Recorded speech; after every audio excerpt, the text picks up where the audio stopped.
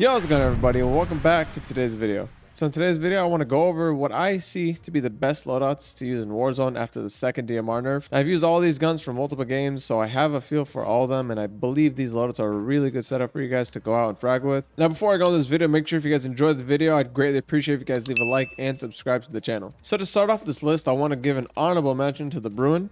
Now, the only reason why I'm doing this is because while I was making this video, I was watching Nick Merck's live stream, and I was watching his Bruin gameplay, and he was tearing people apart. But after watching that, I'd probably put it at number 3 or 4 on this list. But because I don't have any gameplay of it, and I was already making the video, I'm just gonna give what I already had as my initial top 5, because I was using the Bruin, but I didn't have the same attachments he had. And honestly, the attachments on the guns that Nick Merckx was using is probably the best Bruin setup you can use. So to start off my list at number 5, it was a tough one to decide between the DMR and the M4 loadout, but I'm gonna have to put the DMR in that place. This is mainly because the DMR did in fact get nerfed twice, and compared to what it used to be, it doesn't do the same thing at damage and its range. Along with that, the kickback got boosted a little bit too, and I don't know if it's just me, but when I aim towards the light and I start shooting my DMR, the kickback gets even worse. I don't know if that's just me personally, but that's how I feel. However, it does still work from mid to mid-long range, not too far. But I mean, it's better like that. You don't want a DMR being as, OP as a sniper even more, otherwise everyone would be using it again. Now, along with the DMR, of course, you want to use the SMG. I prefer the MP5 and the MAC-10, but for this one, I'm using the MAC-10. I like it a little bit more because of its recoil control. For all my SMGs, I actually prefer recoil control over speed because, I mean, SMGs aim in fast enough and you move fast enough with them regardless. So I don't want to move too fast with them. So I use the HE suppressor. I use a 6.5 rifled barrel, a striker grip instead of a field danger grip, because according to JGod, the striker grip is better. I guess the stats are all messed up. I'm sure a lot of you know that already. I use a wire stock instead of the combat stock because I don't like to move too fast while I'm aiming in. Like, I don't like to move like walking while aiming in. So I keep that steady with the wire stock and then the 53 round mag. By the way, the MAC-10 can be used with a variety of different attachments. I know many different streamers have different attachments and different setups for this, so use whatever you like most, but this is what I have because of recoil control. Now, number 4 and 3 are very similar, so this is where I would happily replace the M4 with the DMR with the Bruin. But number 4 for me is a slower pace setup, and that's the M4 Iron Sight with a sniper of your choice. I've always rocked my M4 with Iron Sights too. I've done it since I started playing the game. I've just never preferred an optic on it simply because it's just a fast shooting gun that has great iron sights, kind of like the Grau. Some people don't like the iron sight. I do. It just depends on the back scope or back iron sight that you have, because there's a small iron sight and there's a large circle iron sight.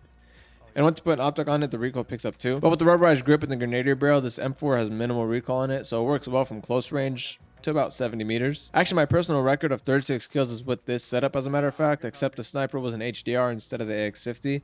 I know a lot of people love the Car 98K, but I like a slower paced sniper with a higher zoom. I think the stock scopes on the HDR and the AX50 are really, really good, and I can't stand variable zoom, so I just replaced the variable zoom with a sleight of hand perk for quick reloads to get my shots off quicker. I know the AX50 is not too much of a popular choice, but I like it a little bit more than the HDR because it's faster, and I like it more than the Car 98K because it's a little bit slower. It's kind of in between. It's just perfect for me, but again, snipers are personal preference. And these are my attachments to the AX50. Really, the big difference is the magazine and the sleight of hand.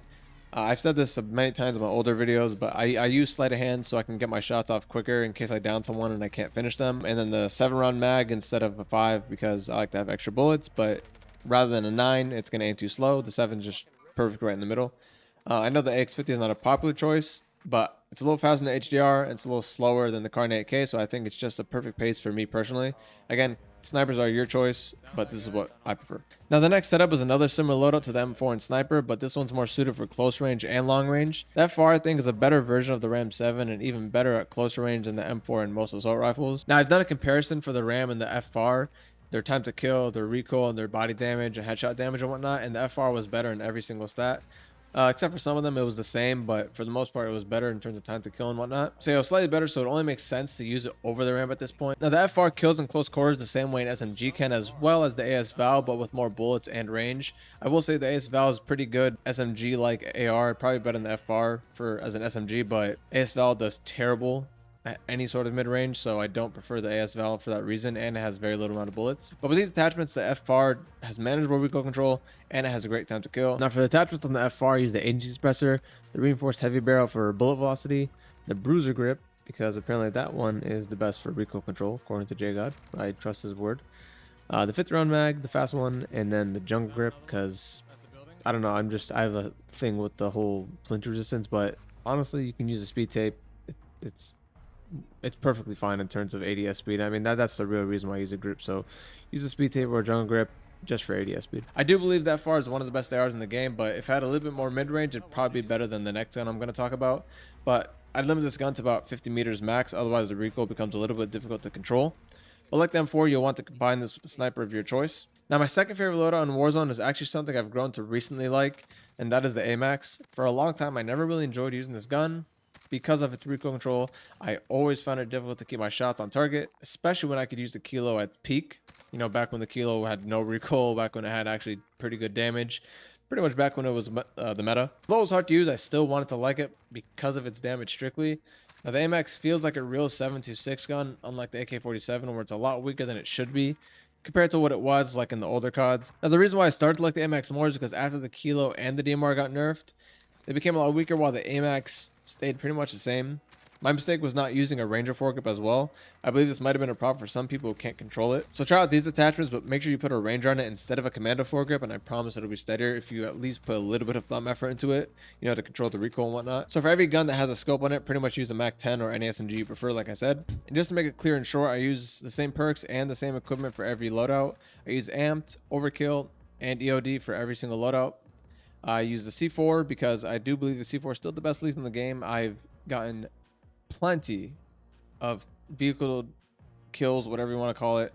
I've gotten plenty of vehicle kills, plenty of helicopter kills, plenty of just regular kills with the C4. Yes, it doesn't go as far, however, it still goes pretty far. I think they low-key buffed it a while ago, and it's just blast radius is insane. The only problem with the C4 really is the delay, but if you can just time it well, then you won't have any issues using it. But you guys can use whatever lethal you prefer. And in terms of tactical equipment, I use a heartbeat sensor. Now, finally, what I believe to be the best loadout in Warzone at the moment is the PKM. This gun has always been good, and I've never really seen a nerf towards this weapon, you know, after all the nerfs that this game has seen and after all the buffs this game has seen. But now that every gun feels more balanced, the PKM starts to stand out a lot more, basically because of its large magazine, its steadiness, its damage, its time to kill, its damage per second, all that good stuff. Its only flaw really is it's slow, but LMGs are meant to be slow and powerful anyways. Now, speaking of overpowered LMGs, if they ever upgrade the MG34's recoil control, then I certainly believe that that gun will be the meta in this game without question. I just don't think they ever will upgrade that gun, but that gun has insane power and insane speed, but it's just really hard to control. I do have a video for the MG34 and like its best setup. It does pretty damn good. I'm sure at this point it actually does really well since the DMR got nerfed, but again, it has a lot of recoil and it's very, very slow. So here are the PKM attachments. Like I said before, I love recoil control. So that's why I added a rubberized grip instead of a tack laser. And this snatch grip, I think, is what makes the gun. This is definitely the most unique attachment in terms of LMGs because not only does it add recoil control, but it adds aim down sight speed, which is huge.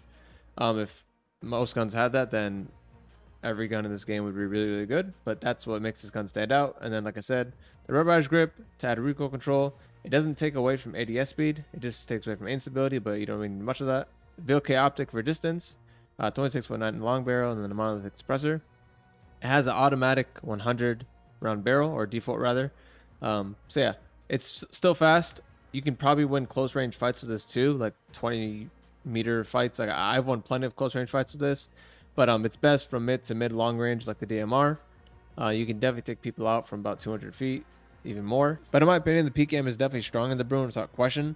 It's just a little slower and has a little bit more recoil, but with that magazine you can take out a whole team before. With the 100 round clip, it just, like I said, it reloads a lot slower than the Bruin does if you put a 6 round clip on it. But either way, PKM does a lot of work with one clip, and if you put 200 rounds on it, go for it, but I don't think it's necessary at all. Now, of course, with the PKM, you want to use SMG. I was using MP5 for this specific loadout. Like I said, I prefer the MP5. I prefer the Mac 10. They're both really good.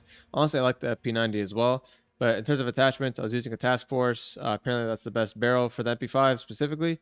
The Bruiser Grip also is the best under barrel for recoil control. That's what I prefer, like I said.